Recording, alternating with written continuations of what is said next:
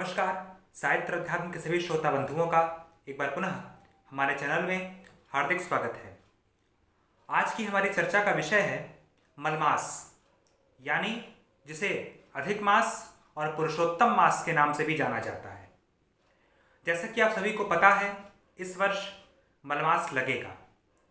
इसी क्रम में हम जानेंगे कि मलमास का क्या महत्व है, क्या इसमें करना चाहिए, क्या नहीं करना चाहिए, और इसमें किसकी पूजा होती है, इस महीने के अधिष्ठात्र देवता कौन है, मलमास का नाम मलमास कैसे पड़ा। आइए आगे बढ़ते हैं। तो हम सभी को पता है कि हर प्रत्येक 3 वर्ष में मलमास आता है।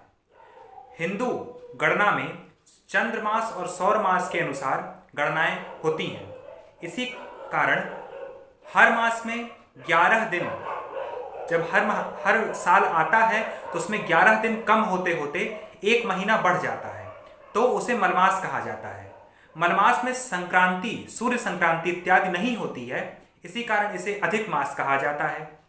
प्रत्येक 3 वर्ष या 5 वर्ष में मलमास आता है। मलमास जिस महीने से जुड़ता है उसका वह महत्व हो जाता है। इसीलिए इस बार देखा जा रहा है कि श्रावण में मलमास हो रहा है, इसी कारण अधिक श्रावण लग जा रहा है। तो बहुत ही अच्छा संयोग है। यह देखा जा रहा है कि 19 साल पश्चात ऐसा संयोग बन रहा है। तो आप सभी इस महीने में ज़्यादा से ज़्यादा जप करें, तप करें, दान करें, पुण्य करें, गरीबों को दान दें, जप होम इत्यादि करें, रुद्राभिषेक करें। भगवान शिव का अधिक मास लग रहा है। श्रावण तो भगवान शिव को प्रिय है ही, ऊपर से अधिक मास लग जा रहा है, तो इसका महत्व और भी बढ़ जा रहा है। मलमास की कथा क्या है, मलमास हुआ कैसे, इसका नाम मलमास क्यों पड़ा। मलमास जो था वह अत्यधिक मलिन था, उससे सब लोग दूर भागते थे। इसी कारण बहुत ही उदास रहता था। एक बार उसने अपनी व्यथा भगवान श्री नारद जी से कही, तो नारद जी उन्हें भगवान श्री कृष्ण जी के पास ले गए। जब भगवान श्री कृष्ण ने पूछा कि मलमास तुम इतने दुखी क्यों हो, तब मलमास ने अपना दुख का कारण भगवान श्री कृष्ण से व्यक्त किया कि प्रभु, मैं सब लोग मुझे मलिन कहते हैं, मैं मलिन मास हूँ, कोई मुझे अपने पास रहने नहीं देता है, सब लोग मुझसे दूर भागते हैं, मैं इसलिए बहुत उदास हूँ। भगवान श्री कृष्ण ने कहा कि मलमास तुम मलिन नहीं हो, तुम तो सबसे पवित्र मास हो। इसी कारण भगवान श्री कृष्ण ने अपना एक नाम पुरुषोत्तम उस मास को दे दिया। इसी कारण भगवान के नाम पर इस महीने का नाम पड़ा है पुरुषोत्तम मास, अधिक मास, क्योंकि इसकी महत्ता, इस मास में पुण्य की महत्ता बढ़ जाती है। इसे अधिक मास भी कहा जाता है और एक महीना बढ़ जाता है, 12 की जगह 13 महीने हो जाते हैं, इसी कारण अधिक मास कहा जाता है।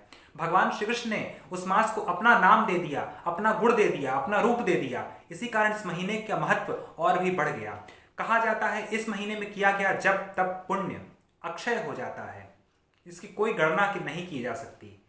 और जब श्रावण में लग गया है मलमास, तो बहुत उसका कहना ही क्या। इस महीने में भगवान शिव की आराधना बहुत ही धूमधाम से कीजिए और करनी चाहिए। भगवान कृष्ण का तो यह मास ही है, तो अत्यधिक से अत्यधिक भगवान का नाम जप कीजिए और गरीबों को दान दीजिए, ब्राह्मणों को दान दीजिए, भिक्षा दीजिए, उन्हें भोजन कराइए, ज़्यादा से ज़्यादा यज्ञ कीजिए, हवन कीजिए, भजन कीर्तन कीजिए, जितना हो सके आप पुण्य कीजिए। हाँ, इस महीने में शुभ काम नहीं होते, ऐसे विवाह, जनेऊ, मुंडन इत्यादि जो संस्कार होते हैं वह नहीं किए जाते हैं, कोई शुभ काम नहीं किए जाते हैं। और वैसे भी चतुर्मास लग गए हैं, तो इन 4 महीनों में कोई शुभ काम नहीं होंगे। अब देव प्रबोधनी एकादशी, जब भगवान की जगने की एकादशी आएगी कार्तिक में, तब से कोई शुभ काम शुरू होंगे। अधिक मास लगने से कई त्योहार की डेट भी आगे पीछे हो जाती है। जैसे इस बार दीपावली भी बहुत ही लेट पड़ेगी, आगे होली भी लेट पड़ेगी, तो त्योहार भी आगे पीछे हो जाते हैं। लेकिन यह मास बहुत ही उत्तम और बहुत ही सर्वोत्तम मास है। इस मास में ज़्यादा से ज़्यादा भगवान का जप कीजिए, कीर्तन कीजिए, उनका स्मरण कीजिए। हमें हर क्षण भगवान का जप, कीर्तन, पूजन करना चाहिए। श्रावण भगवान शिव को अत्यधिक प्रिय है, ऊपर से अधिक मास में लग जा रहा है, तो इसकी महत्ता और बढ़ जा रही है। भगवान शिव का पूजन कीजिए, रुद्राभिषेक कीजिए, अगर कर पाए तो अवश्य कीजिए। भगवान की कथा सुनिए। इस महीने में रामायण का पाठ करना, श्रीमद् भगवद गीता का पाठ करना, श्रीमद् भागवत महापुराण का पाठ करना बहुत ही श्रेयस्कर माना गया है। ज़्यादा से ज़्यादा इस महीने में दान कीजिए। इस महीने की महत्ता बहुत है। यह जो महीना है यह 3 साल पे आता है, तो ये हमें जल्दी नहीं मिलता है। जितना इसका लाभ उठा सकें लाभ उठाइए, ज़्यादा ध्यान कीजिए, भगवान का जप कीजिए।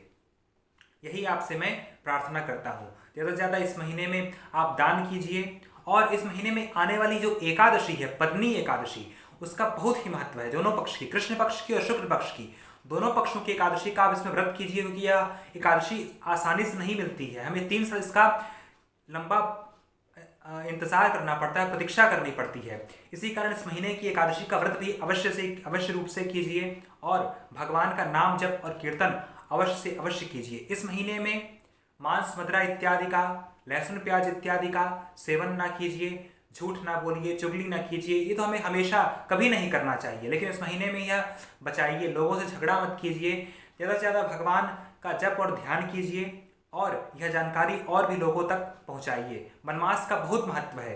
वनवास का महत्व तो भगवान विष्णु, भगवान ब्रह्मा भी अपने मुख से वर्णन करने में असमर्थ हैं। वनवास का हमें भरपूर लाभ उठाना है, यही आप सभी से मेरी विनती है। आशा करता हूँ आपको यह जानकारी अच्छी लगी होगी। तब तक के लिए धन्यवाद। नमस्कार।